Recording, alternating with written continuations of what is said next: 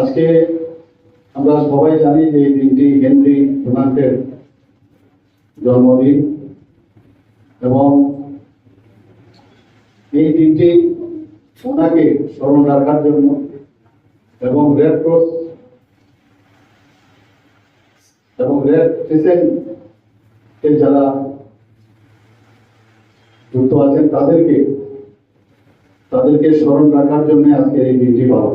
দিশায় আমরা যদি পর্যালোচনা করি গত বছরের যে অর্থ বছর, সেই অর্থ বছরে আমরা দেখেছি যে সেখানে আমাদের প্রায় 42,000 ইউনিট আমাদের লাগছে।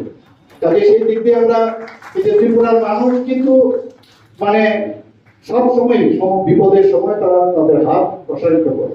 আমরা কোভিডের সময় আমরা দেখেছি, এখন ওয়ান নেশন ওয়ান ইলেকশনের কথা মাননীয় প্রধানমন্ত্রী বারবার বলছেন, এটার বিলও পাস হয়ে গেছে, সেটা নিয়ে কথাবার্তা চলছে। তখন এই যে পেরিনিয়াল যে ইলেকশন হয় তাতে কোনো কিন্তু ব্লাড দেওয়ার ক্ষেত্রেও একটা ব্যাঘাত করে। এখন যুদ্ধ লেগে গেছে, আপনারা প্রায় বলা যায় প্রক্সি ওয়ার তো পাকিস্তানের ওরা করতোই, কিন্তু এবার মুখ্য জবাব মাননীয় প্রধানমন্ত্রীজির নেতৃত্বে ভারত ওনাদেরকে দিয়েছে। এবং আগামী দিন যদি দেখা যায় যে ওনারা আবার কিছু করছেন, তাহলে আমার মনে হয় এই দেশ বিচ্ছিন্ন হওয়ার পথে, সেটা আমি বলতে পারি।